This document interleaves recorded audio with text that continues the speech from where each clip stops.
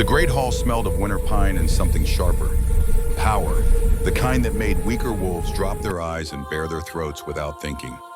Lillian Gray stood against the back wall, fingers twisted in the rough fabric of her dress, watching the gathering unfold with the sick fascination of someone watching storm clouds roll in before a tornado.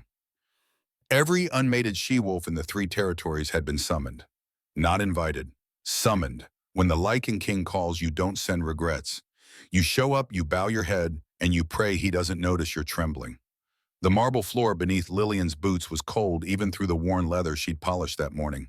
Scrubbing away months of mud and neglect, trying to look like she belonged here among the daughters of alphas and betas. Women who moved through the crowd like they owned the very air they breathed. Their hair gleamed under the chandelier light. Honey blonde, raven black, copper red. All of it perfectly styled, cascading down bare shoulders like waterfalls of silk. Not like Lillian's pale strands that she'd barely managed to braid into something presentable before her sister had grabbed her arm and hissed the warning that still echoed in her skull. Stand straight. Vivian had dug her nails in hard enough to leave marks.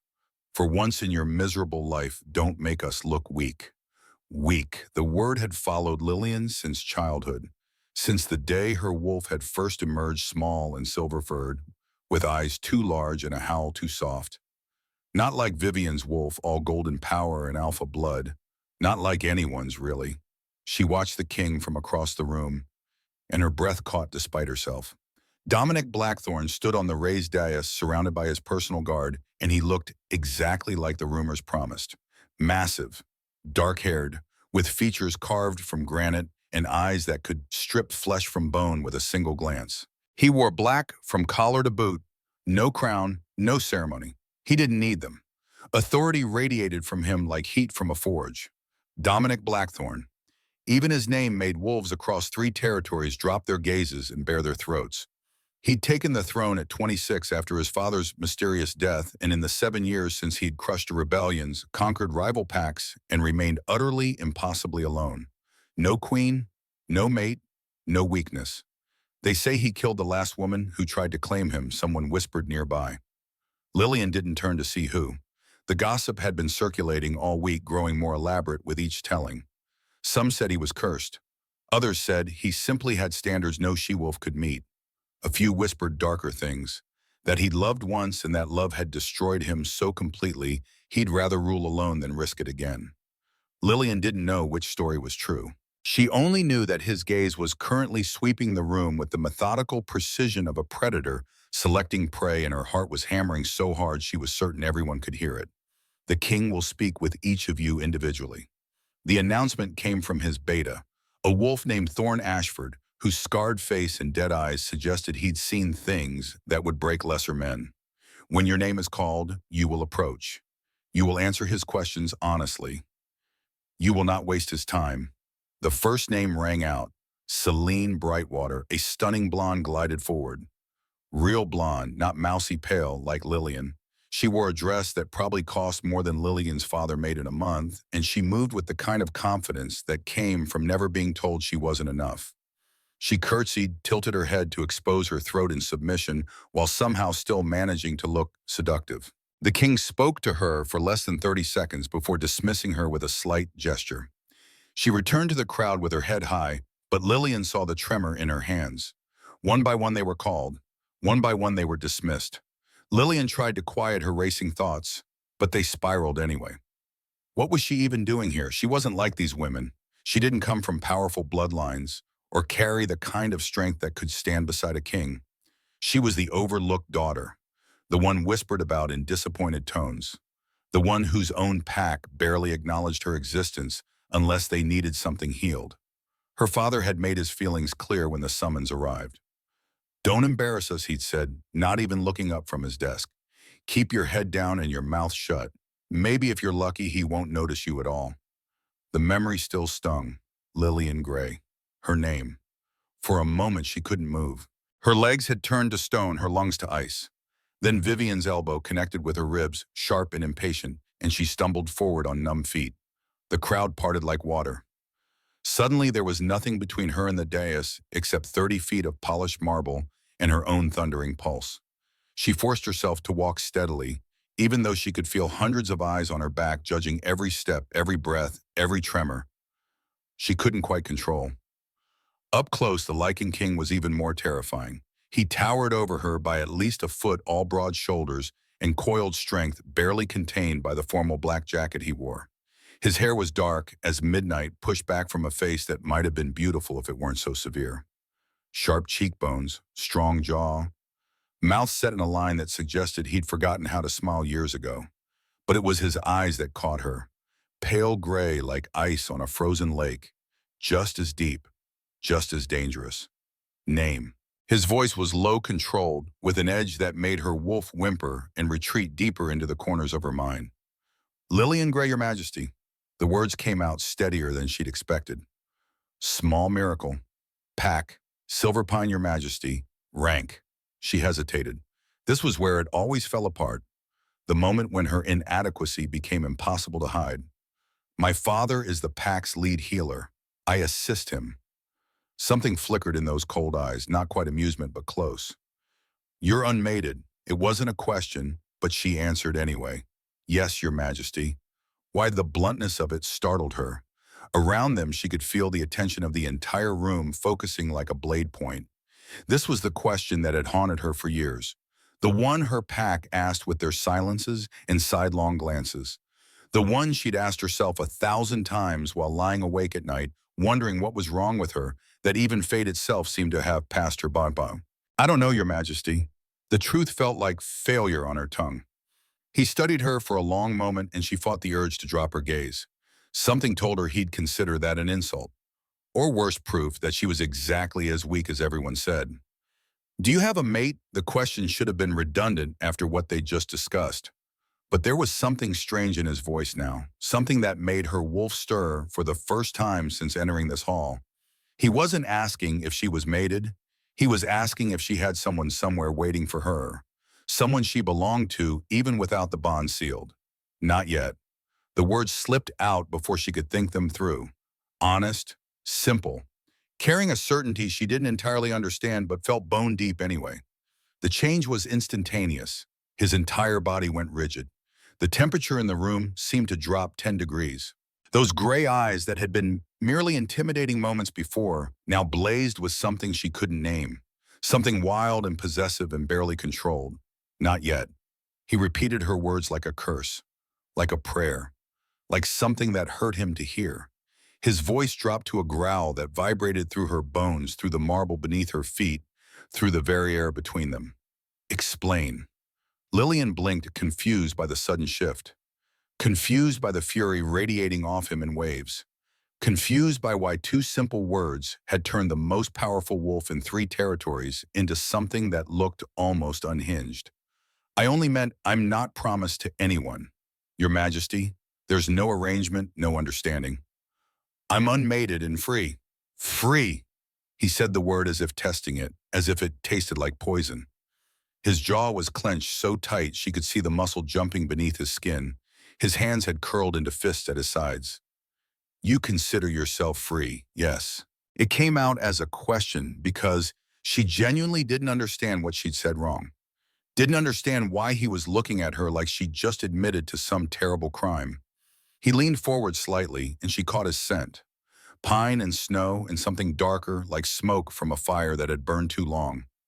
It wrapped around her, invasive and intimate, and her wolf responded despite herself, rising to the surface just enough to acknowledge that whatever this was, it mattered. And if someone were to claim you, he said softly, dangerously, if someone were to decide you belong to them, would you still consider yourself free then? Her heart was racing again, but differently now. There was a challenge in his words, and beneath that challenge, something that almost sounded like jealousy, which was impossible. The Lichen King didn't get jealous over wolves he'd known for less than 5 minutes. Wolves who brought nothing to the table except a talent for setting bones and mixing poultices. I would belong to my mate, she said carefully. When the bond chooses the bond, he cut her off with a laugh that held no humor whatsoever. Tell me, Lillian Gray of Silver Pine, do you believe the bond is always right, that fate knows better than we do, who were meant to stand beside it? It felt like a test, like every word she spoke was being weighed and measured against some standard she couldn't see. She thought about all the years she'd spent waiting, all the nights she'd lain awake wondering if there was something fundamentally wrong with her that kept the bond from forming, all the times she'd watched other wolves find their mates and wondered when it would be her turn. I believe, she said slowly, that the bond can surprise us, that sometimes strength isn't what we expect it to be. The words came from somewhere deep, from the part of her that had spent years being underestimated. The part that had learned to find power in gentleness when the world demanded claws. For the first time since she'd approached the dais, the Lycan King's expression shifted. The rage didn't disappear, but it changed, transformed into something else, something that looked almost like recognition. Step back, his voice was quiet now, controlled again, but she heard the effort it took. She obeyed, retreating 3 paces as protocol demanded. But as she turned to rejoin the crowd, she heard him speak again, so softly that she almost thought she'd imagined it. "Not yet," she said. "Yashan." Not yet. The dismissal should have been a relief. She should have been grateful to escape those storm-colored eyes and return to the anonymity of the crowd. Instead, she felt the weight of his gaze follow her across the marble floor like a physical touch, burning between her shoulder blades with an intensity that made her wolf pace restlessly beneath her skin. "What did you say to him?" Vivian grabbed her arm the moment she reached the back wall, nails digging through the thin fabric of her sleeve. Her perfect features were twisted with something between curiosity and accusation. "He looked at you like I've never seen him look at anyone like that." "I don't know what you mean." The lie tasted bitter. She knew exactly what Vivian meant because she'd seen it too. That moment when something had shifted in his expression, when the cold king had cracked just enough to reveal something raw underneath. "You did something," Vivian insisted, shaking her slightly. "Lillian, if you've somehow insulted him, if you've made our pack look," I answered his questions, "just like everyone else." But it wasn't like everyone else, and they both knew it. The procession continued. More names called, more women dismissed. But now there was a tension in the air that hadn't existed before. A charge like lightning about to strike. The king's questions grew shorter, his demeanor colder. He barely looked at the women who approached him, waving them away after mere seconds. When the last name was called and the final dismissal given, Betathorn Ashford stepped forward again. His scarred face was unreadable as always, but something in his posture suggested he was as confused by the day's events as everyone else. "The king will make his decision by nightfall. All unmated females will remain in the palace until then. You are dismissed to the guest wings." The crowd began to disperse, breaking into clusters of whispered conversation. Lillian tried to slip away quietly to find whatever small room had been assigned to someone of her insignificant rank. But a hand caught her wrist before she'd made it 3 steps. Not Vivian this time. A palace guard. His expression neutral, but his grip firm. Lillian Gray. Her stomach dropped. "Yes, the king requests your presence in the East Library. Immediately." The whispers around them cut off as if sliced by a blade. She felt every eye in the vicinity turn toward her, felt the weight of their shock and speculation and envy pressing down like a physical thing. Vivian's face had gone pale, then flushed with something that looked dangerously like rage. "There must be some mistake," Lillian managed to say. "No mistake. Follow me." He didn't wait for agreement, just turned and began walking. She had no choice but to follow her boots clicking against the marble in a rhythm that sounded too much like a countdown. They left the great hall, moved through corridors lined with portraits of previous Lycan kings, all of them fierce, all of them crowned, all of them looking down at her with expressions that seemed to ask what someone like her was doing in their palace. The East Library was nothing like the simple collection of healing texts and history books back in Silverpine. Floor-to-ceiling shelves stretched toward a vaulted ceiling painted with constellations. The scent of old leather and parchment filled the air, rich and heady. Late afternoon sun streamed through tall windows, casting golden light across reading tables and worn armchairs that looked like they'd been there for generations. And standing by the window, silhouetted against the brightness, was the king. He'd removed his formal jacket. Now he wore only a black shirt sleeves rolled to his elbows, revealing forearms marked with scars and the dark lines of what looked like ancient pack symbols. His hair was slightly disheveled, as if he'd been running his hands through it. He didn't turn when she entered, didn't acknowledge the guard's murmured announcement of her arrival. The door closed behind her with a soft click that sounded impossibly loud. For a long moment, neither of them spoke. Lillian stood just inside the doorway, hands clasped in front of her, trying to control her breathing, trying to understand why she was here alone with the most dangerous wolf in all the territories, trying not to think about all the rumors she'd heard about what happened to women who caught the king's attention. "Do you know why I called this gathering?" His voice was quieter now, without the formal edge it had held in the great hall, almost conversational if you ignored the tension thrumming through every word.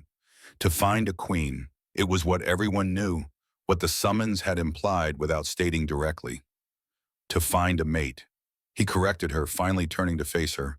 The afternoon light caught in his dark hair softened the hard lines of his face just slightly.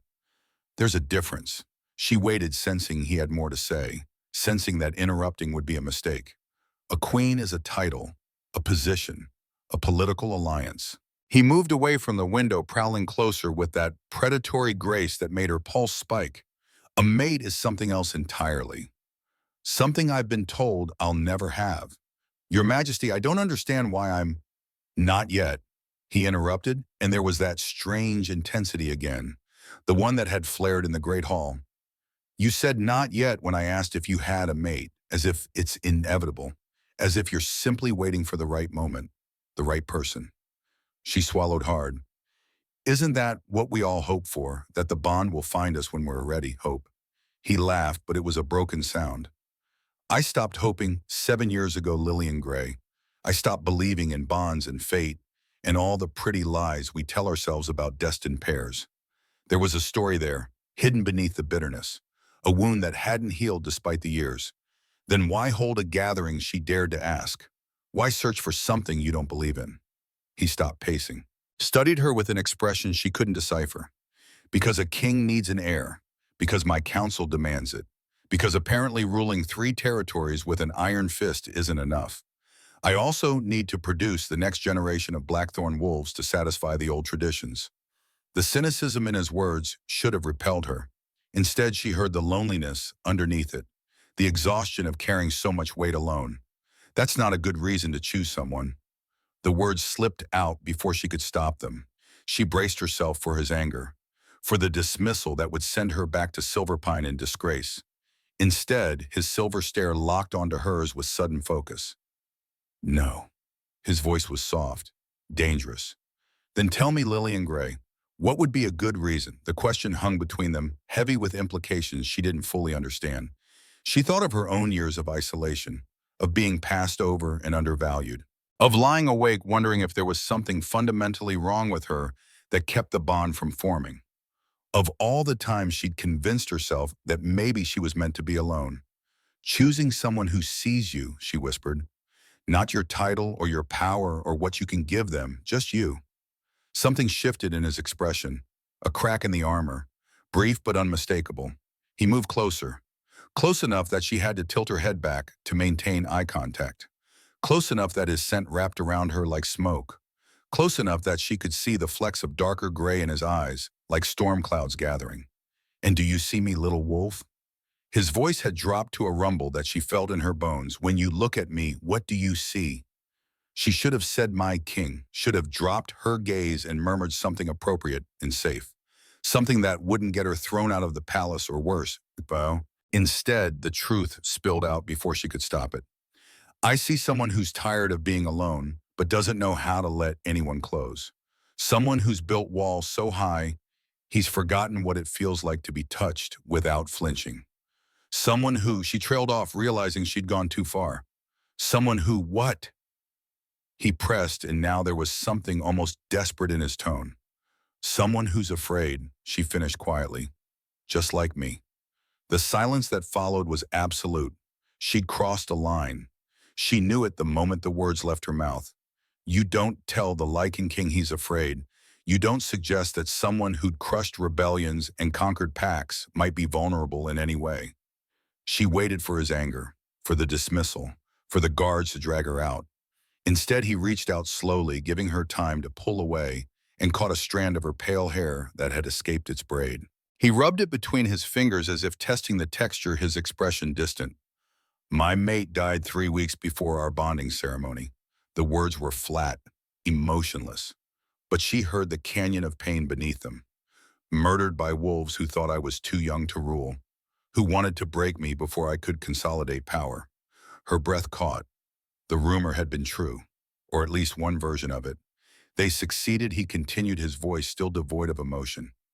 Not in taking my throne, but in breaking something inside me. I hunted down every wolf involved, made examples of them, built my reputation on their deaths. And when it was done, when I'd secured my position and eliminated every threat, I realized I'd also eliminated any chance of feeling that way again, of being that open. I'm sorry. The words were inadequate, but she meant them. He let her hair slip through his fingers. Don't be. It made me stronger, made me the kind of king these territories need. One who doesn't hesitate, doesn't show mercy to enemies, doesn't have weakness that can be exploited. Is that really strength? She asked before she could stop herself. Or is it just safer? His eyes locked onto hers, and for a moment she thought she'd pushed too far. Then incredibly his mouth curved into something that wasn't quite a smile, but wasn't completely cold either. You're either very brave or very foolish, Lillian Gray. Probably both, she admitted. This time he did smile. Barely, just a slight quirk at the corner of his mouth. But it transformed his face, made him look younger. Less like a marble statue and more like a man who might once have laughed easily before the world had taught him not to. The bond didn't choose me, he said abruptly. When she died, I felt it snap, felt the potential of what we might have been just dissolve. I've spent 7 years certain it would never happen again. That whatever fate decides these things had looked at me and decided I'd had my chance. But she prompted, sensing there was more. He stepped back, creating distance between them. The loss of his nearness felt physical. But when you stood before me in that hall, when you said not yet with so much certainty, as if you knew without question that your mate was coming. He shook his head. Something in me wanted to destroy whoever you're waiting for, wanted to prove that you were wrong to sound so sure, so hopeful. The confession was raw, almost violent in its honesty. I'm not waiting for anyone specific, she said carefully. I just meant I believe the bond will find me someday, that I won't always be alone. Such faith, he murmured. I remember having that. Before. They stood in the golden afternoon light, two wolves who'd learned loneliness in different ways, him through loss, her through never being chosen at all. The silence between them felt less heavy now, more like understanding than discomfort. Why did you really summon me here? She asked finally. He turned back to the window, his profile sharp against the brightness. Because when I looked at you, I felt something I haven't felt in 7 years. And I needed to know if it was real or just wishful thinking from a wolf who's tired of ruling alone. Her heart was hammering again. Is it real? I don't know, he admitted. But I know that I want to find out. That for the first time since her death, I'm curious about something other than strategy and power and survival. He looked at her over his shoulder, and the vulnerability in his expression stole her breath. Stay. It wasn't a command despite his position. It was a request. Maybe even a plea, not as a candidate for queen or a political alliance. Just stay. Let me understand what it is about you that makes me feel less cold. She thought about Silverpine, about her father's indifference and Vivian's cruelty, about all the years she'd spent trying to be useful enough that they'd keep her around, about lying awake wondering if she'd ever mattered to anyone. And she thought about the way this dangerous, broken king was looking at her, like she was something precious and terrifying all at once. Yes, she whispered, I'll stay. Something in his expression eased. Relief, maybe? Or hope. He didn't smile again, but the ice in his eyes had thawed just slightly. The council won't like it. I don't imagine they will. They'll question my judgment. Your suitability. They already did. That earned her another almost smile. Fair point. He moved to one of the reading tables, gestured for her to sit. She did, watching as he took the chair across from her, close enough to talk, comfortably far enough to maintain propriety. Barely. Tell me about Silverpine, he said, about your life there. So she did. She told him about growing up in her father's shadow, about learning to set bones before she could properly shift, about Vivian's golden perfection and her own silver inadequacy, about the way her pack looked through her unless they needed something healed, and even then they directed their thanks to her father, never to her. She told him about the loneliness of being passed over, of being useful but never valued, of wondering if the bond would ever find her or if she was somehow fundamentally broken in a way that even fate couldn't fix. He listened without interrupting, without the judgment she'd expected. And when she finished, he leaned back in his chair and studied her with those winter-pale eyes that seemed to see straight through to her bones. "Your pack is full of fools," he said simply. "If they can't see your worth, that's their failure, not yours." The words hit her harder than she'd expected. Tears pricked at her eyes, but she blinked them back. "Thank you, Your Majesty." "Dominic?" She looked up startled. "When we're alone," he clarified, "my name is Dominic." It felt like a gift, a secret, something he didn't give lightly. "Dominic," she repeated, testing the name on her tongue. He closed his eyes briefly as if the sound of his name and her voice affected him somehow. When he opened them again, the vulnerability was back, raw and aching. "I don't know if I can be what you might need," he said quietly. "I don't know if I'm capable of being soft again, of opening myself up to that kind of pain." "I'm not asking you to be soft," she replied. "I'm just asking you to be honest." Honest. He turned the word over like it was foreign. "I can do that, then that's enough." They sat there as the afternoon light faded to gold, then amber, then the deep purple of early evening, talking about things that didn't matter and things that mattered too much, about books he'd read and herbs she'd studied, about the weight of leadership and the fear of inadequacy, about loss and loneliness and the terrifying possibility that maybe, just maybe, they didn't have to carry those things alone anymore. And when a servant finally knocked to announce dinner, when Lillian rose to leave, Dominic caught her hand. "Tomorrow," he said. "Library, same time." It wasn't a question, but she answered anyway. "I'll be here." His thumb brushed across her knuckles. Once. Brief but deliberate. "Thank you," he said, "for staying." She walked back to her assigned quarters in a daze, her mind spinning with everything that had happened, everything that had changed in the span of a few hours.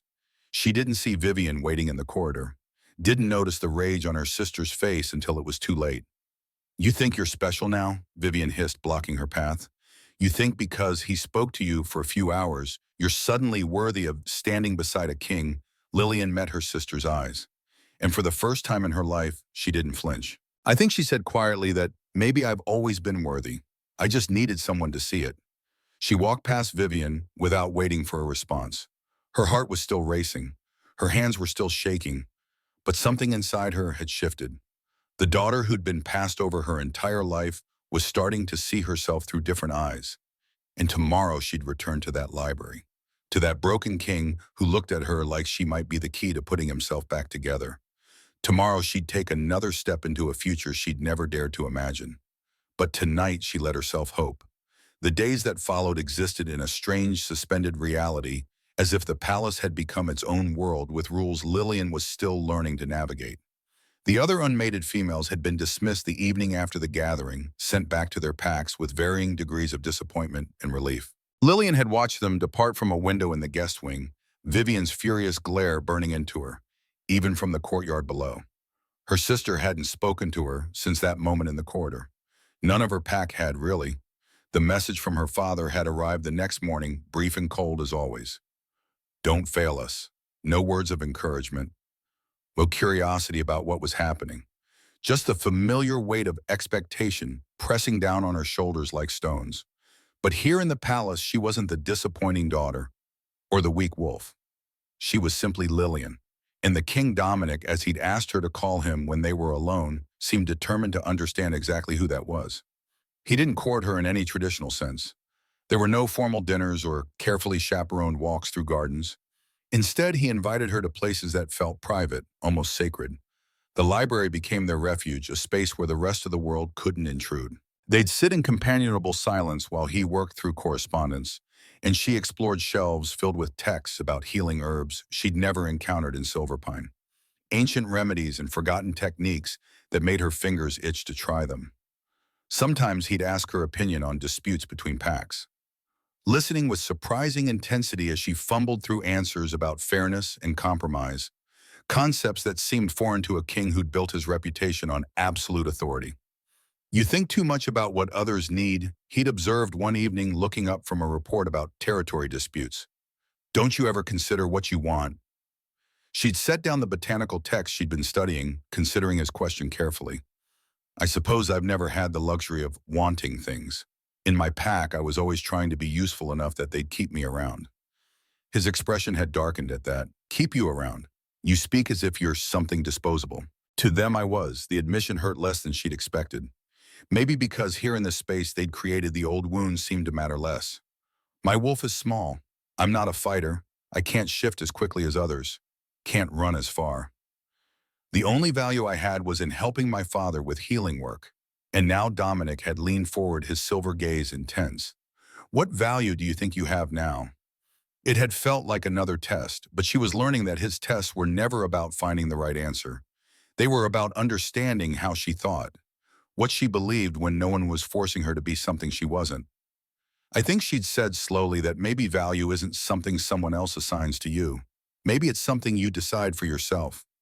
He'd smiled then, that rare slight curve of his mouth that she was learning to treasure. He'd returned to his work without another word, but his hand had reached across the table to brush against hers, just for a moment, and the touch had sent warmth racing through her veins like wildfire. The palace staff had noticed, of course. Servants whispered in corners when she passed. The council members who occasionally glimpsed her in the corridors wore expressions that ranged from confusion to outright hostility. Most of them seemed to be waiting for the king to come to his senses, to remember that he was supposed to choose someone with proper bloodlines and political connections. Someone who wasn't her. Beta Thorn Ashford was the worst. His scarred face would twist into something like disgust whenever their paths crossed, as if her very presence offended him. She tried not to take it personally, tried to understand that his loyalty to Dominic ran deeper than blood, and anyone who threatened to change the status quo was automatically suspect. He doesn't trust easily, Dominic had explained when she'd mentioned it one afternoon. He's been with me since the beginning, since the night my mate was killed. He watched me hunt down her murderers, watched me become something harder than I'd been before. To him, anyone who threatens to soften those edges is a danger. And she'd asked, dangerous to you? He'd looked at her for a long moment, and she'd seen something like fear flicker in his eyes. Terrifyingly so, but it was Thorne's mate Reverie who became her unexpected ally. She'd found Lillian in the gardens 3 days after the others had left. Her approach silent despite her obvious pregnancy. She was a small woman with auburn hair and sharp hazel eyes that missed nothing. You're wondering why he chose you, Reverie had said without preamble, settling onto the bench beside Lillian. Lillian had tensed, unsure if this was an attack or simply observation. I wonder that myself. Thorne thinks you're manipulating him somehow, playing at innocence to trap a king. She'd said it matter-of-factly, plucking a leaf from the hedge beside them. I told him he's an idiot. Despite herself, Lillian had smiled. And what do you think? I think Dominic sees something in you that reminds him of who he was before the darkness. Before he decided that feeling nothing was safer than feeling everything. Reverie had turned those keen eyes on her. I also think you're more terrified than anyone realizes, but you're too stubborn to run. The accuracy of her assessment had stolen Lillian's breath. He's been alone for so long, Reverie had continued quietly. We've all watched him become colder, harder. Watched him choose duty over everything else because it was the only thing that didn't hurt. And then you walked into that hall and something in him woke up. It scared him. It scared all of us, honestly. I'm not trying to trap him, Lillian had said, needing her to understand. I don't even know what I'm doing here. Every day I expect him to realize I'm not special, that I'm just... Stop, Reverie had interrupted firmly. Whatever you think you're lacking, he doesn't see it that way. He looks at you like you're water, and he's been dying of thirst, like you're sunlight, and he's been trapped in winter for 7 years. The words had made Lillian's chest ache with something too big to name. Be patient with Thorne, Reverie had said, rising with a slight grimace that spoke of back pain. He'll come around once he realizes you're not going to shatter Dominic the way the last loss did. And if you need anything at all, find me. The king might be figuring out how to open his heart again, but that doesn't mean everyone will make it easy for you. She'd been right about that. A week into her stay, the council had requested a formal audience with Dominic, and he'd asked her to attend. They need to see that you're not just some temporary distraction, he'd explained, though the tension in his jaw suggested he wasn't looking forward to the confrontation. The council chamber was all dark wood and heavy tapestries with a long table where 7 wolves sat, alphas from the most powerful packs in the territories, each one radiating authority and judgment in waves that made her wolf cower. Lillian had taken her place slightly behind Dominic's chair, trying to project confidence she didn't feel. "Your Majesty," began Counselor Vincent Graves, a distinguished wolf with silver-streaked hair and eyes like flint. "We've been patient, but questions must be asked. This girl from Silverpine, what are your intentions regarding her?" "My intentions are my own business." Dominic's voice was cold as glacier ice. "With respect, they are the business of these territories." Another counselor, a woman named Helena with sharp features and sharper eyes, leaned forward. "You called a gathering to find a queen. Every unmated female of standing answered your summons. And then you dismissed them all in favor of a healer's daughter with no rank, no connections, no particular strength that we can discern. The words were meant to wound, and they succeeded." Lillian felt herself shrinking, felt the old familiar shame trying to surface. But then Dominic stood, and the temperature in the room dropped. "Be very careful," he said softly, dangerously, "how you speak about her in my presence." The council exchanged glances, weighing risk versus necessity.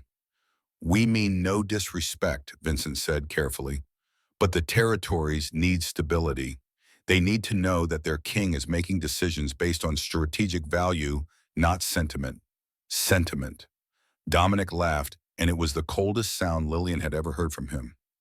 "You think sentiment drives me, I who executed 23 wolves for their betrayal?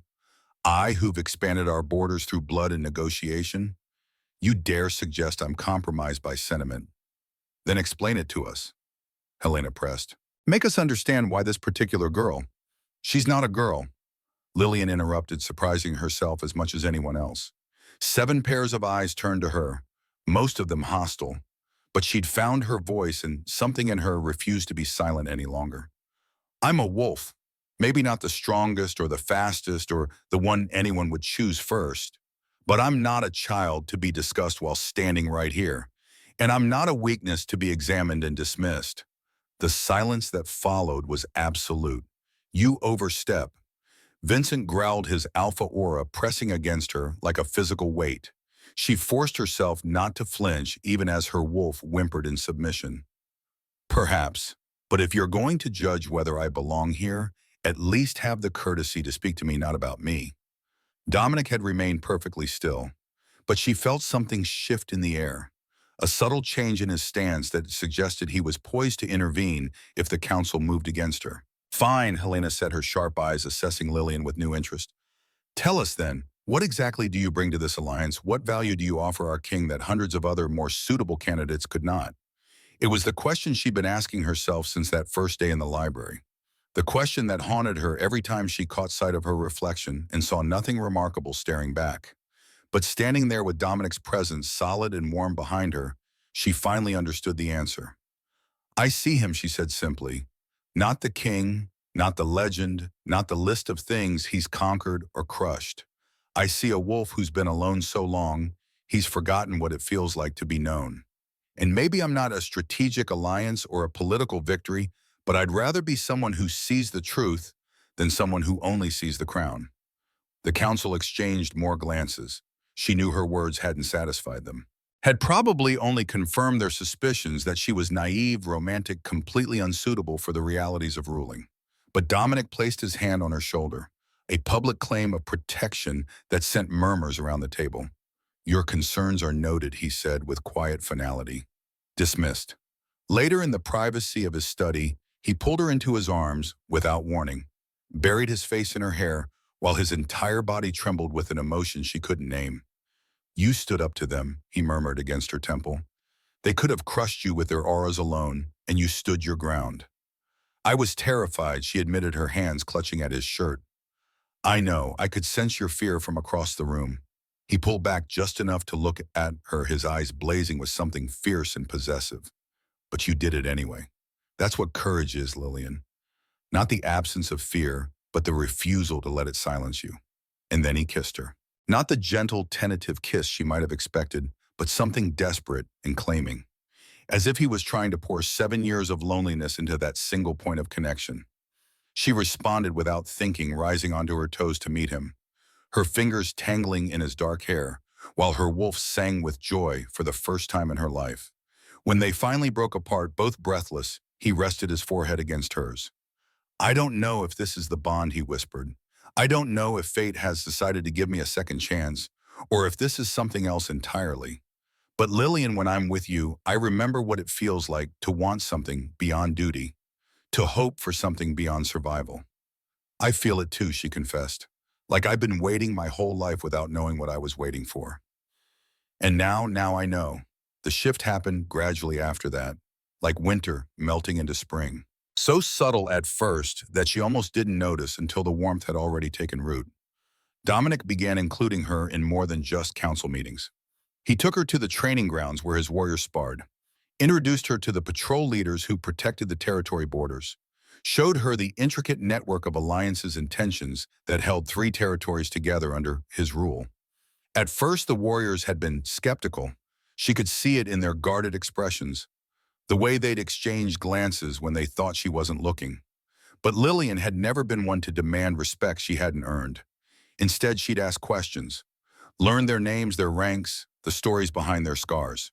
And when one young warrior had dislocated his shoulder during training, she'd step forward instinctively, using the healing knowledge her father had drilled into her since childhood.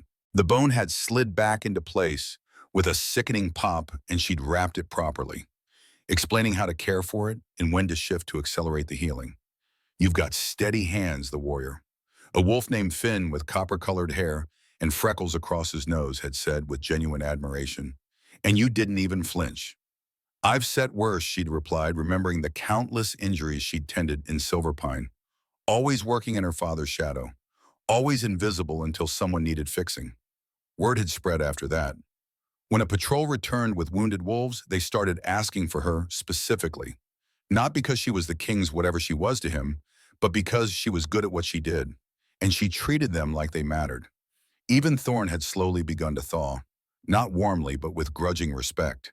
He'd even sought her out one evening when Dominic had been locked in a territorial dispute meeting that stretched past midnight. "The king is different with you," he'd said without preamble, leaning against the doorframe of the library where she'd been reading. Softer, more like he was before he lost her. Lillian had finished quietly. Thorn had nodded, his scarred face unreadable.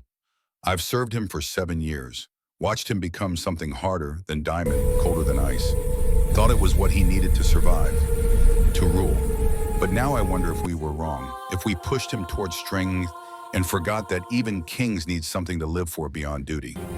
You were protecting him the only way you knew how," she'd said, understanding the guilt beneath his words.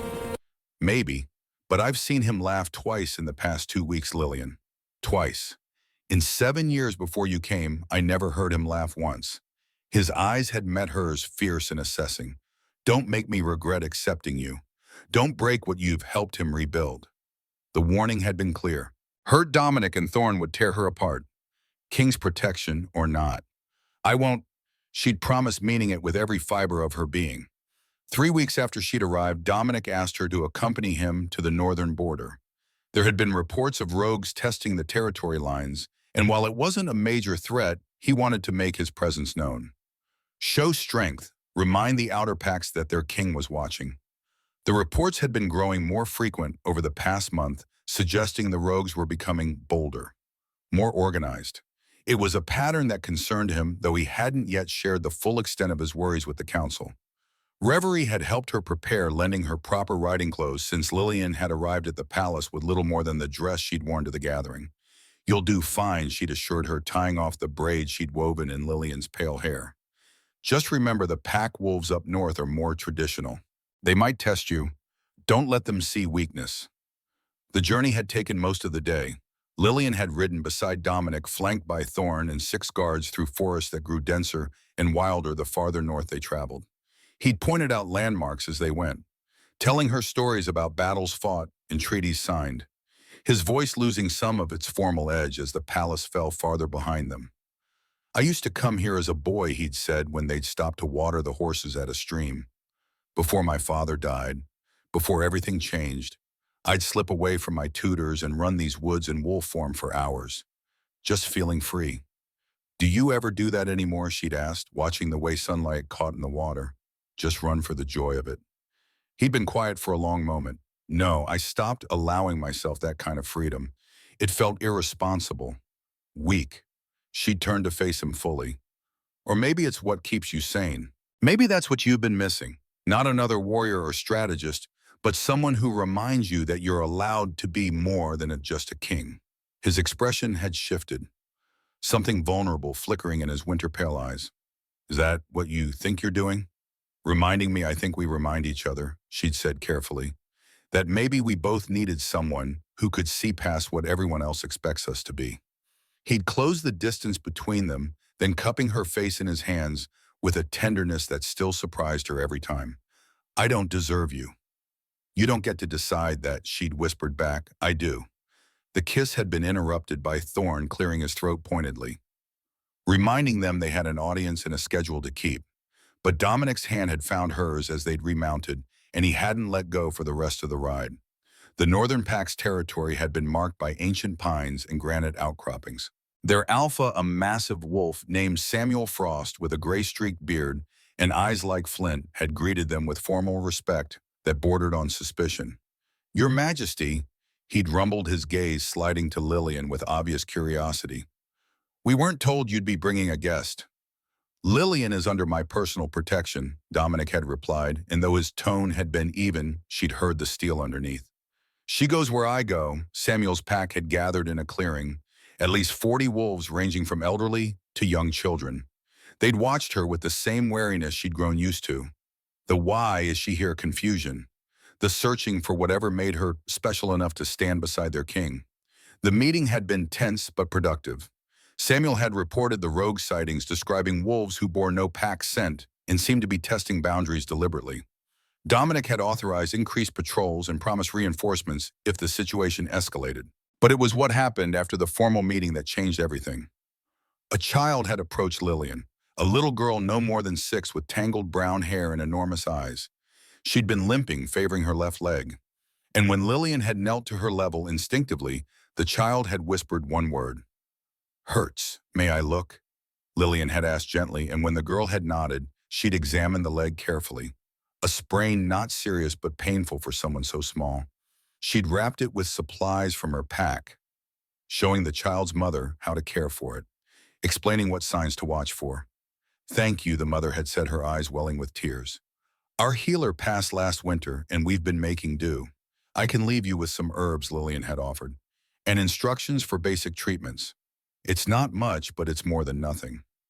More than we have now, Samuel had interrupted. When she'd looked up, she'd found him watching her with new assessment. You're trained in healing, my father taught me. I've been assisting him since I was old enough to hold a poultice. Something had shifted in the pack's demeanor after that. More wolves had approached with questions about wounds that wouldn't heal properly, about herbs for elderly wolves' joint pain, about whether certain symptoms warranted concern.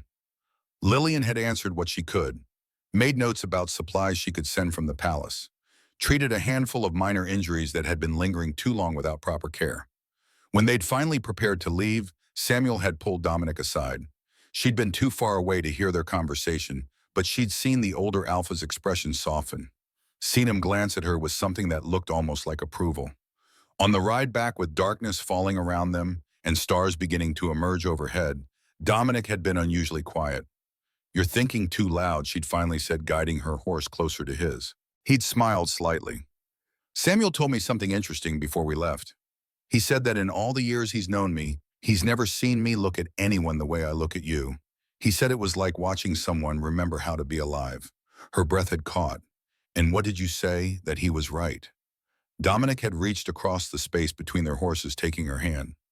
Every moment with you, Lillian, I feel pieces of myself coming back. Pieces I thought were lost forever when she died. It terrifies me because I know what it costs to lose someone you... He'd stopped abruptly as if the words had gotten stuck. Someone you love, she'd finished softly. The silence had stretched between them, heavy with the weight of what they were both feeling but hadn't yet named. Finally, he'd spoken, his voice rough with emotion. I don't know if I'm capable of that anymore, love. I've spent 7 years teaching myself not to feel too deeply, not to want too much. But then you're there in my library or my study or my training grounds, and suddenly I'm wanting things I shouldn't. Imagining futures I have no right to dream about, like what she'd asked her heart hammering, like waking up next to you every morning, like watching you interact with my people and knowing you're mine, like he'd cut himself off again, shaking his head, like things that make me vulnerable in ways a king can't afford. She'd understood the fear beneath his words. He'd lost his mate once, had survived it by becoming something harder, colder.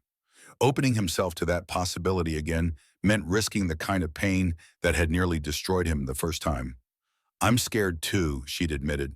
Every day I wake up expecting you to realize I'm not enough, that I'm still just the daughter from Silverpine who doesn't bring you anything except complications and counsel complaints. He'd pulled his horse to a stop, and when she'd done the same, he dismounted and pulled her down beside him. The guards had continued ahead, giving them space, understanding without being told that this moment was private. You bring me hope, he'd said fiercely, his hands framing her face. You bring me laughter and light and the possibility that maybe I don't have to spend the rest of my life alone in my own fortress.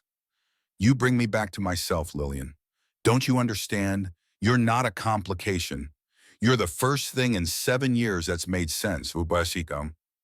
The confession had broken something open inside her, and she'd found herself crying. Not from sadness, but from the overwhelming relief of being seen. Truly seen, by someone who mattered. I think I'm falling in love with you, she'd whispered against his chest. I know it's too soon. I know we barely know each other, but it's not too soon. His arms had tightened around her. It's been happening since that first moment in the Great Hall when you looked at me without flinching. When you saw past the crown and the reputation and all the walls I'd built and somehow still decided I was worth your time. They'd stood there in the forest holding each other while the night deepened around them. And she'd felt something click into place. Not the bond, not yet, but something just as powerful. A choice they were both making despite the fear, despite the complications, despite everything that could go wrong.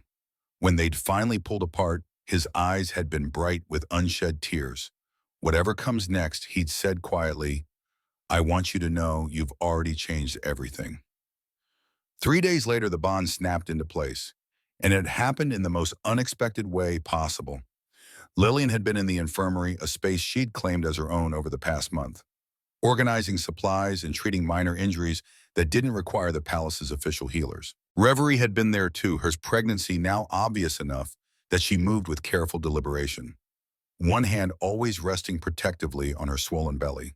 You should be resting, Lillian had chided gently, helping her onto one of the examination beds.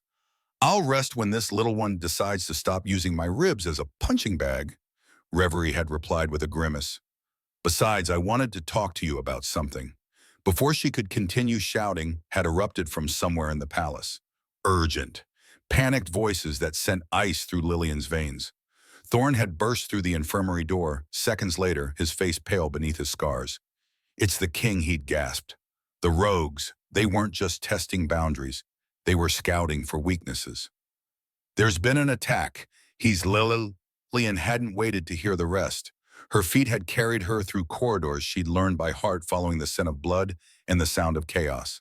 The throne room doors had been thrown open, and inside Dominic had been on his knees, surrounded by his guards, with blood soaking through his shirt. Not a mortal wound, she'd realized with a healer's assessment, but serious enough. A blade had caught him across the ribs, deep and vicious. 3 dead rogues were sprawled across the marble floor, testament to how the fight had ended. But it was his eyes that stopped her cold. He'd looked up as she'd entered, and in that moment of vulnerability King brought low, defenses, shattered mortality laid bare, something had ignited between them. The bond crashed over her like a tidal wave, every nerve ending suddenly alive with the knowledge of him. She felt his pain as if it were her own, felt the exhaustion dragging at his consciousness, felt the desperate relief flooding through him at the sight of her, and underneath it all, a connection so profound it drove her to her knees beside him. Mate, her wolf whispered with absolute certainty. Ours, Lillian, he breathed, and she heard the same recognition in his voice, saw it blazing in his storm-colored gaze. Let me help, she managed. though her hands were shaking. The bond thrummed between them, demanding she touch him, heal him, make the pain stop. Palace healers had arrived then, pushing through the crowd, but Dominic had caught her wrist. No, her. I want her. So she'd worked drawing on every lesson her father had ever taught her, every technique she'd learned through years of being invisible but useful. The wound was clean, the rogue's blade sharp. She stitched it closed with steady hands while the bond sang between them. While his pain became hers and her determination to save him became his anchor. You feel it, he'd said when she'd finally finished, his voice rough with emotion and residual pain. Yes, she'd met his eyes, her hands still pressed against the bandage covering his ribs. I feel everything. The throne room had emptied at Thorne's bark command, leaving them alone with the dead rogues and the blood-stained marble. Dominic had pulled her into his lap despite his injury, despite protocol, despite everything that said a king shouldn't be vulnerable. 7 years he'd whispered against her hair. I waited 7 years believing I'd never feel this again, that the bond had judged me and found me unworthy of a second chance. You're not unworthy, she'd said fiercely, careful not to jar his injury. You've never been unworthy. You were just waiting, like I was, for each other. His arms had tightened around her. I was waiting for you, and I didn't even know it. The implications settled over both of them gradually. This wasn't just attraction or growing affection. This was fate itself declaring that they belonged together, that somehow impossibly the bond had chosen to give them both what they'd been missing. The council she'd started, but he'd silenced her with a kiss that tasted like blood and desperation and promise. The council will accept what I tell them to accept. You're my mate, Lillian, not a political alliance, not a strategic choice, my mate. And anyone who has a problem with that can challenge me directly. She'd laughed despite the tears streaming down her face. You're injured. Maybe save the death threats for when you can actually stand. I'll always stand for you, he'd replied with absolute certainty, even when I'm on my knees. Outside the throne room, pressed against the wall where they couldn't be seen, Thorne Ashford stood with his wife. Reverie had her hand on his arm, and there were tears in her eyes. You were wrong about her, she said softly. Thorne watched through the crack in the door as his king held the small she-wolf who'd somehow managed to bring him back to life. I know, he said quietly, and I've never been happier to be wrong. The following weeks had been a whirlwind of preparations and adjustments that left Lillian's head spinning. The bond ceremony had been planned with a speed that left the council scrambling, but Dominic had been immovable on the matter. I've waited 7 years, he'd told them flatly during an emergency session she hadn't been allowed to attend. I won't wait another day longer than necessary. But the council, led by Vincent Graves, had insisted on one condition. Tradition demanded it, they'd said. A formal evaluation period before the bonding ceremony could take place. Not a trial exactly, but an introduction. A chance for the territories to meet their future queen and judge whether she was worthy of standing beside their king. Dominic had wanted to override them, to use his authority to simply declare the matter settled. But Lillian had stopped him with a hand on his arm and words that surprised them both. Let me do this my way. He had looked at her with those winter-pale eyes that now held warmth when they found her. You don't have to prove anything to them. Maybe not to them, she'd said quietly, but I need to prove it to myself, that I can be what these territories need, what you need. So she'd made her request to the council, directly speaking with a confidence that still felt new and fragile, like a muscle she was learning to use. I want to visit all 3 territories before the ceremony, not as a test, but as an introduction. I want them to know who their queen is, not just accept her because their king commands it. Vincent had studied her with those flint-hard eyes, searching for weakness or manipulation. Finding neither, he'd nodded slowly. A reasonable request. You have 2 weeks. 2 weeks to travel hundreds of miles. To meet with alphas who'd spent decades building their power. To prove that the daughter from Silverpine could stand beside the most feared king in living memory. 2 weeks to either earn her place or confirm every doubt the council harbored. The night before she left, Dominic had found her in their library, packing supplies. I want you to take this, he'd said, pressing something into her hand. It was a small, carved stone, his personal seal. The one his father had given him when he'd taken the throne. So they know you speak with my authority. So they know you're not just visiting, you're bringing the crown with you. She closed her fingers around it, feeling the weight of trust. "I'll bring it back to you." "You'd better," he'd replied, pulling her close. "Along with yourself. 2 weeks, Lillian. Not a day more. I'll feel you the entire time," she'd whispered against his chest, the bond already humming between them, even at the thought of distance. "You'll never be far." The journey had begun at dawn. Thorne and 4 guards accompanied her, along with a pack horse loaded with medical supplies. Dominic had stood in the courtyard watching her leave, and she'd felt his worry through the bond like a physical touch. She'd sent back reassurance, determination, and the steady knowledge that she would return to him. The first stop was the Northern Territory. Samuel Frost's pack had been expecting her. The grizzled Alpha had greeted her with the same wariness as before, but there'd been something different in his eyes. Respect, maybe, or at least curiosity about the small she-wolf who'd somehow captured their king's heart and earned the bond that many thought impossible. She'd brought medical supplies. Real supplies, not just the basics she'd been able to carry on her first visit. Herbs and poultices and detailed instructions for treatments. She'd worked with 2 young wolves who showed aptitude for healing, teaching them everything she could in 3 days.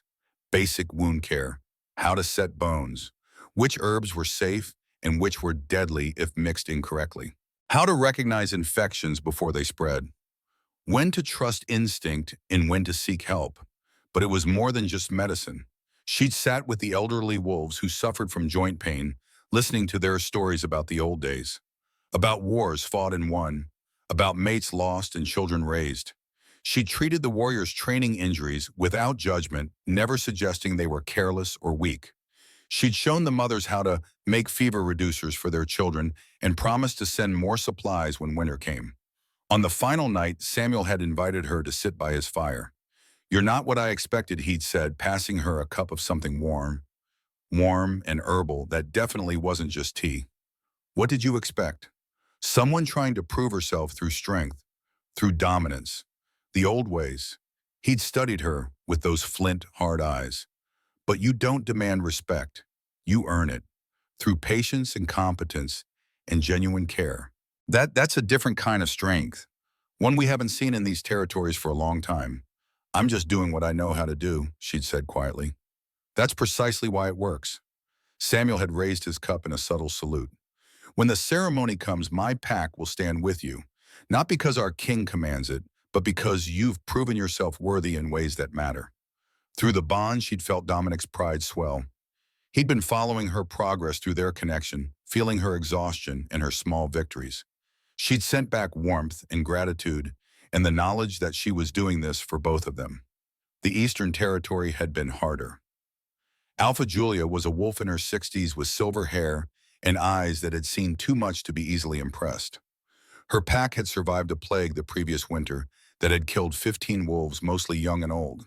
The survivors carried the trauma in their eyes in the way they moved through the world, like they were waiting for the next disaster.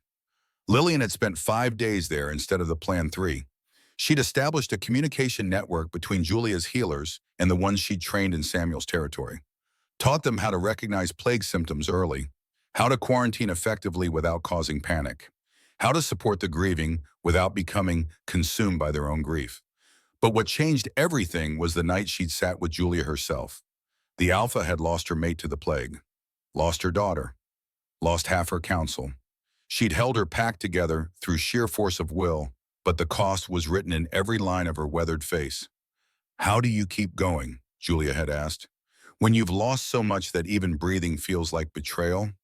Lillian had thought about Dominic, about 7 years of grief that had turned him to ice, about her own years of loneliness, different, but no less painful.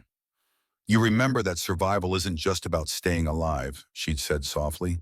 "It's about finding reasons to want to stay alive. Small things at first, a sunrise, a laugh, someone who needs you. And then if you're lucky, those small things grow into something bigger, something worth the effort." Julia had been quiet for a long time. "Our king chose well," she'd finally said. "You see us as wolves worth saving, not just subjects. That matters more than you know." When Lillian left, Julia had pressed a small, carved stone into her hand. An old pack tradition, a token of acceptance and respect that couldn't be demanded, only given. The Western Territory was the youngest of the 3 packs led by Alpha Derek, A wolf in his mid-30s with hot-headed energy and eyes that carried their own grief. He'd lost his mate in childbirth 6 months earlier. The baby a boy had survived but was struggling. Weak lungs, failure to thrive. The pack healers had done what they could, but they were out of their depth. Lillian had spent 2 days just observing the infant, watching his breathing patterns, his feeding responses, the way he'd struggle and then give up as if living required more energy than he possessed. On the third day, she'd made her diagnosis. It's not his lungs, she'd told Derek. Not primarily. There's a weakness in his heart, a small hole that should have closed before birth but didn't. He's working 3 times as hard as he should just to pump blood through his body. Can you fix it? Derek's voice had broken on the question. Not permanently, not yet, but I can help manage it until he's strong enough for his wolf healing to take over.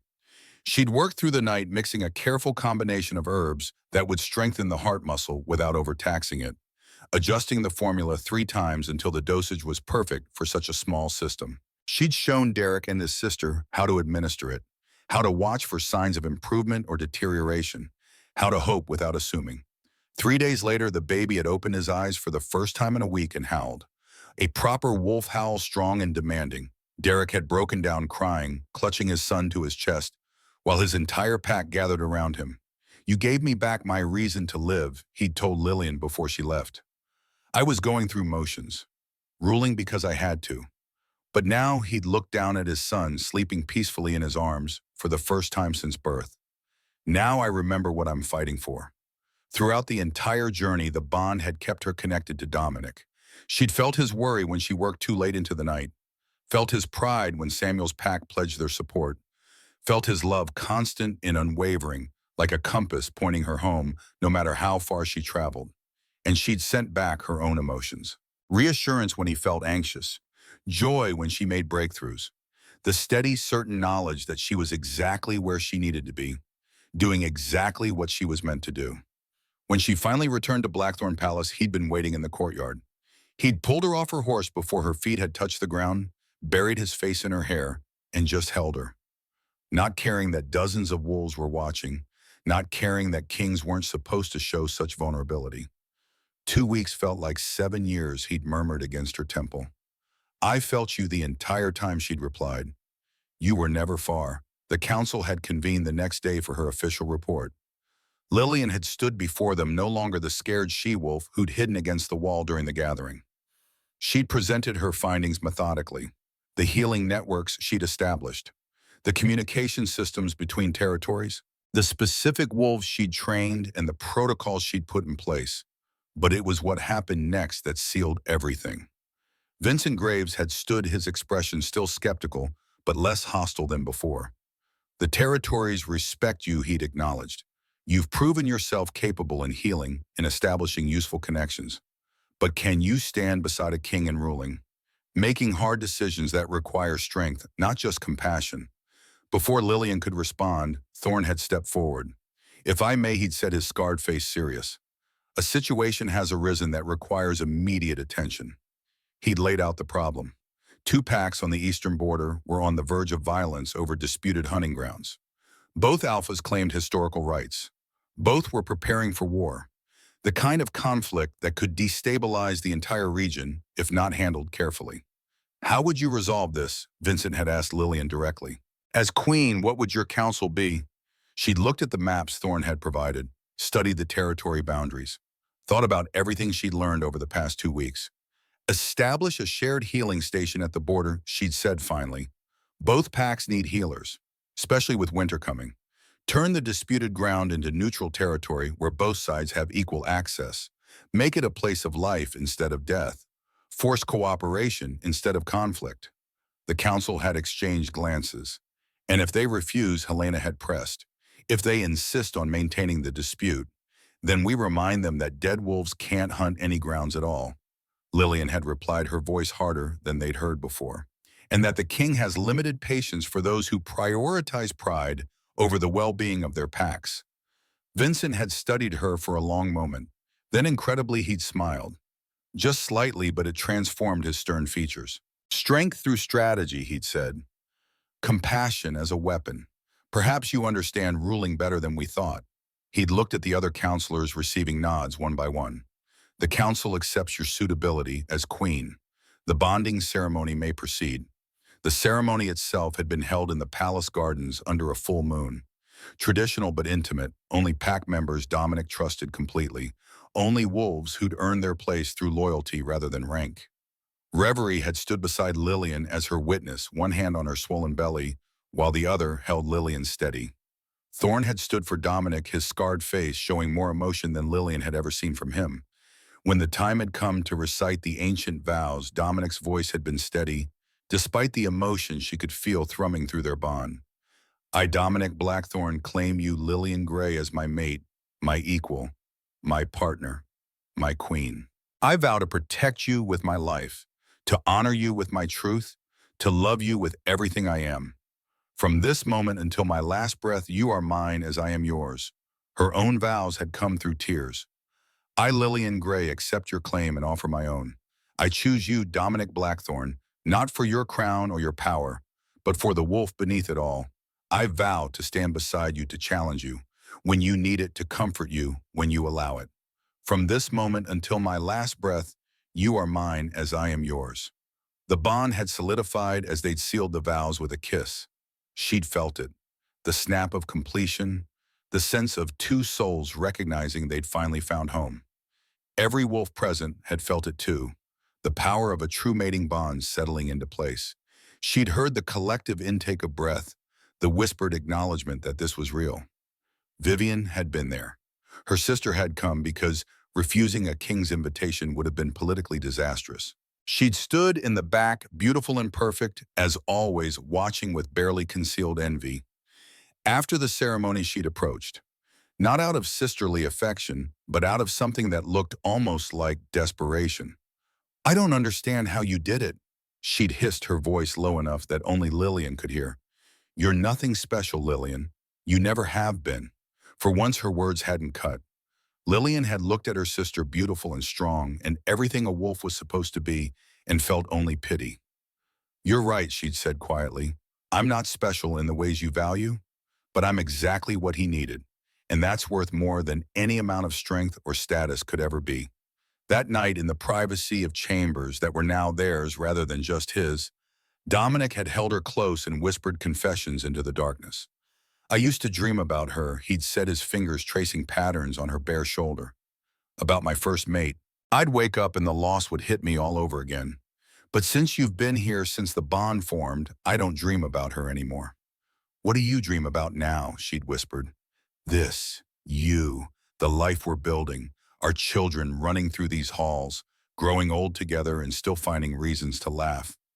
His voice had broken slightly. I dream about a future I thought I'd lost the right to want.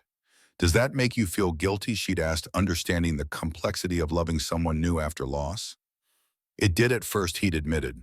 But then I realized she would have wanted this for me, would have wanted me to be happy again, to love again. And you don't replace what we had. You're something entirely new, entirely yours. She'd turned in his arms, meeting his eyes in the moonlight streaming through the windows. I'll spend every day proving I'm worth that choice. You already have, he'd replied, pulling her closer, just by being exactly who you are. The months that followed brought their own challenges. The rogues who'd attacked had been part of a larger group testing the territories, and Dominic had been forced to deal with them decisively. But now when he left for patrols or negotiations, Lillian felt him through the bond, his determination, his occasional frustration, the warm pulse of love that he sent back to her across whatever distance separated them. She'd taken on responsibilities as queen that surprised everyone, herself included. The Northern Pack's request for additional healers had been the first. Samuel had asked specifically for her guidance in training more wolves from his pack. She'd spent 2 weeks there teaching everything she knew. When she'd returned, 3 other packs had made similar requests. You're creating something, Reverie had observed one afternoon, while Lillian organized supplies to send to the Eastern Territory. Her son, a healthy, squalling baby boy named River, had been sleeping in a basket nearby.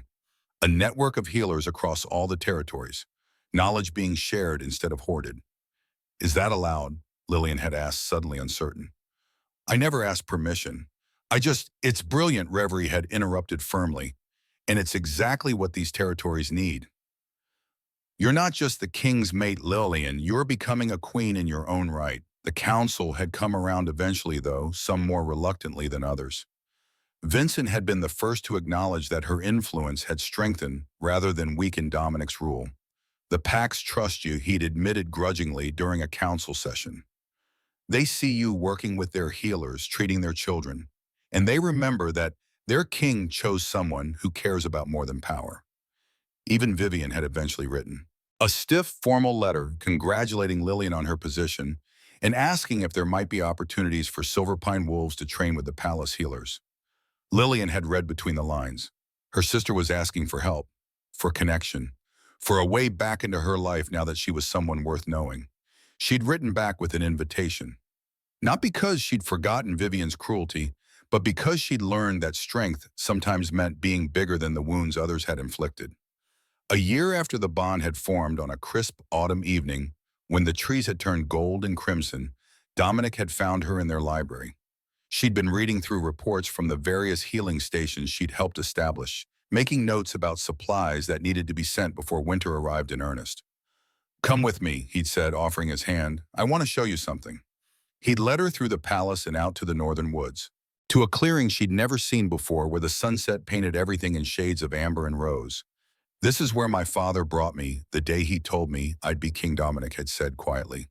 "Where he told me that leadership wasn't about being the strongest or the most feared. It was about giving people something worth following." She'd squeezed his hand, understanding the significance of him bringing her here. "I didn't understand what he meant," then he'd continued. "I was young and arrogant and thought power was everything. And then I lost Amara, and I thought strength meant feeling nothing at all." He'd turned to face her, cupping her face in his hands. "But you taught me what my father was trying to say. That real strength is allowing yourself to care, to hope, to love, even when it's terrifying." She'd seen tears in his eyes, then something she'd witnessed only once before on their bonding night. "There's something I need to tell you," she'd whispered, taking his hand and placing it on her belly. His eyes had widened, searching hers for confirmation. "Lillian, I'm pregnant." For a moment, he just stared at her, processing, understanding, and then he dropped to his knees, pressed his face against her stomach, and trembled. "I thought I'd lost the chance for this," he'd said, his voice breaking. "A family, a future beyond survival, something to build instead of just protect." "We're building it together," she'd replied, running her fingers through his dark hair. "Just like we promised." He'd looked up at her, then tears on his face and wonder in his eyes. "A child who'll grow up knowing both parents, who'll never doubt they're wanted, who'll see strength and gentleness because their mother taught them, and who'll see that gentleness doesn't mean weakness because their father learned it," she'd added softly. They'd stayed there as the sun set, completely talking about the future, about names and nurseries, and whether the baby would have his dark hair or her pale coloring, about the kind of parents they wanted to be, about breaking cycles and building something new. 6 months later, their daughter was born under a winter moon. She came into the world howling, strong-lunged, and fierce, with her father's dark hair and a temperament that suggested she'd inherited his stubbornness. They named her Amara Reverie Blackthorn, honoring the past while celebrating the present. Samuel Frost arrived 3 days after the birth, bringing gifts from the Northern Territory, furs for the baby, and herbs Lillian had mentioned wanting for her stores. He'd held the infant with surprising gentleness for such a large wolf, and when she'd wrapped her tiny hand around his finger, he'd smiled. "She has her mother's determination," he'd observed. "I can see it already. The territories will be lucky to have her when the time comes." Julia had sent healers to assist with Lillian's recovery, along with a letter expressing joy that the child would grow up in a kingdom where compassion was valued alongside strength. The carved stone she'd given Lillian was accompanied by a second one, smaller for the baby. Derek had come himself, bringing his son, who was now thriving and healthy. The two infants had been placed side by side, and Derek had wept openly. "When I thought I was going to lose him," he'd said to Lillian, "I'd forgotten what hope felt like. You gave that back to me, and now you're giving it to the entire kingdom. A new generation, a fresh start." The council had gathered to witness the presentation of the heir, and even Vincent Graves had smiled when the infant had grabbed his finger with surprising strength. "She has her mother's grip," he'd observed. "Gentle but unshakable." Reverie had brought River to meet his future playmate, and the two babies had stared at each other with the solemn intensity only infants could manage. Thorn had stood with his scarred face softer than Lillian had ever seen it, one hand on his son's head and the other on his wife's shoulder. She'll have River to grow up with, he'd said, someone who will protect her, not because she's a princess, but because they're pack. Dominic had stood at the window of their chambers, late one night holding his daughter, while Lillian rested and felt something he'd thought impossible 7 years ago. Complete peace, your mother was passed over her entire life, he'd whispered to the sleeping infant. But she taught me that being seen isn't about being the loudest or the strongest. It's about being true. And that's what you'll learn from her. Lillian had watched from the bed, tears in her eyes. What will you teach her? That strength protects what love creates, he'd replied. And that sometimes the best rulers are the ones who learn to be human first. Years passed, the territories flourished under their joint rule. The healer network expanded until every pack had trained wolves who could handle basic care and knew when to seek additional help. Communication between territories improved. Disputes were resolved through diplomacy more often than violence. Children were trained in both combat and compassion, taught that true power came from knowing when to fight and when to heal. Amara grew into a fierce young wolf with her father's determination and her mother's compassion. She'd spend mornings in the training yards learning to fight and afternoons in the infirmary learning to heal. She asked questions, constantly challenged everything, and had wrapped every wolf in the palace around her little finger by the time she was 5. And on winter nights when the palace was quiet, you could still find the king and queen in their library. Lillian studying new healing techniques, while Dominic worked on territory governance. Their daughter often asleep between them, growing up in a world where being gentle didn't mean being weak, and being strong didn't mean being cruel. One evening when Amara was 7, she'd looked up from the book she was reading and asked a question that stopped both her parents cold. Mama, were you always a queen? Lillian had exchanged a glance with Dominic before answering carefully.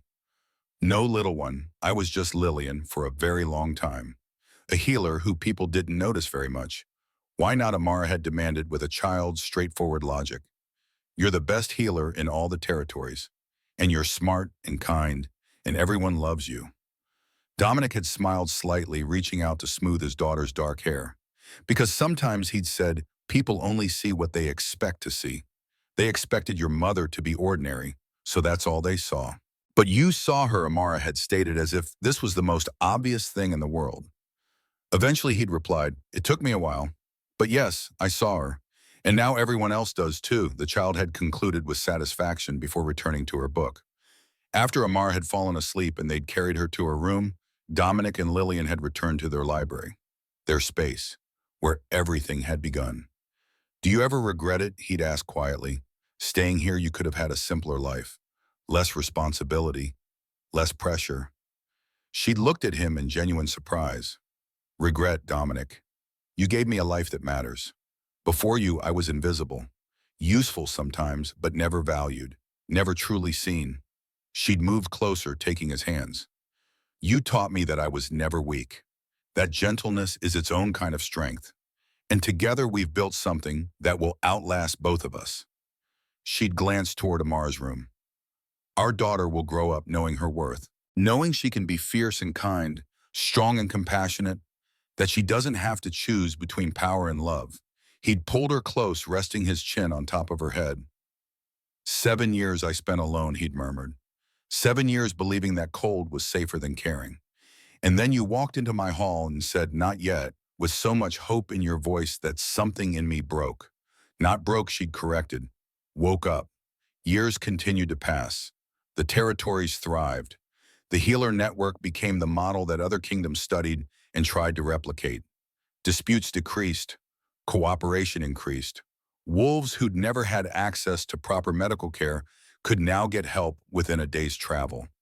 Samuel Frost eventually retired, passing leadership to his daughter, who trained under Lillian and understood the value of building bridges instead of walls. Julia lived to see her pack fully recovered from the plague, their numbers strong again before passing peacefully in her sleep with her remaining family around her. Derek's son grew strong and healthy, eventually becoming one of the finest warriors in the Western Territory. And through it all, Dominic and Lillian ruled together, making decisions jointly, balancing each other's strengths and weaknesses. showing the territories that leadership didn't have to be solitary, that strength and compassion weren't opposing forces, but complementary ones. On the 15th anniversary of their bonding, they stood together on the palace balcony overlooking the territories. Amara was with friends 13 now and full of energy and opinions about how to make the kingdom even better. The healers were holding their annual conference sharing knowledge and innovations. The territories were at peace. Did you ever imagine this? Lillian asked, leaning into his side. No, Dominic admitted. When I was drowning in grief and rage, I couldn't imagine feeling anything again, let alone this. He gestured at the scene below, at the evidence of everything they'd built. I thought I was broken beyond repair, that the best I could do was be a competent king, keep people safe through fear and strength. And now I know that the broken places are where the light gets in. You didn't fix me, Lillian. We healed each other. She turned to face him fully, seeing the silver threading through his dark hair, now the lines around his eyes from years of laughter they'd shared. When I stood in that hall 15 years ago, terrified and certain I didn't belong, I never imagined I'd be standing here, that the overlooked daughter would become someone who mattered. You always mattered, he'd said fiercely. The world just needed to catch up. That night, they'd returned to the clearing where he'd proposed, where she'd told him about Amara, where so many of their most important moments had taken place. They'd shifted and run together, though differently now. Older, slower, but still matching each other's pace, still choosing each other with every step. When they'd returned to human form, breathless and happy, they'd sat under the stars and talked about their legacy. What do you think they'll remember about us? She'd asked. Dominic had considered carefully. I think they'll remember that we proved leadership could be both strong and kind, that a kingdom could thrive through cooperation instead of domination, that the most unlikely pairing can sometimes be the one that changes everything. He'd taken her hand, but mostly I think they'll remember that we chose each other every day, even when it was difficult, even when there were 1,000 reasons to give up. We chose love, and that choice made all the difference, she'd agreed. Years later, when Amara was grown and preparing to take her own place as leader, when grandchildren ran through the palace halls, when Lillian and Dominic had stepped back from the day-to-day ruling, but still advised when needed they would sometimes return to that library, their space, where it had all begun. They'd sit in the same chairs they'd occupied 15 years ago, reading companionably, occasionally reaching across the table to touch hands, connected still by a bond that had only grown stronger with time. And sometimes the young wolves would ask them to tell the story. How did you know you were mates? How did you build this kingdom? How did you change everything? And they would always answer the same way. We didn't know, Dominic would say. The bond found us, yes. But before that, we chose to see each other, to stay, to hope even when hope seemed foolish. I was overlooked my entire life, Lillian would add, until I met someone who looked closer, who saw value where others saw weakness, who understood that being gentle didn't mean being fragile. And I was alone for 7 years, Dominic would continue, until I met someone brave enough to stand in front of a broken king and refuse to look away.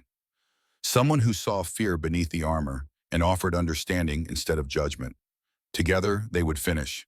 We built this kingdom on the principle that every wolf has worth. That strength comes in many forms. That the most powerful force in the world isn't dominance or fear, but choosing to care even when it's terrifying. The story of the Lycan king and his overlooked mate became legend, told around fires and passed down through generations. Not because it was about destiny or fate deciding everything, but because it was about choice. The choice to see, the choice to stay, the choice to love, even when fear whispered that safety was easier. And that choice, more than any crown or conquest, was what made them worthy of the thrones they held and the hearts they'd won. The overlooked daughter had become a queen whose legacy would span generations. The lonely king had learned that love didn't make you weak, it made you worth following. And together they proved that sometimes the most unlikely love is the one that changes everything. Not because it was easy, but because they chose it every single day until their last breath and long after.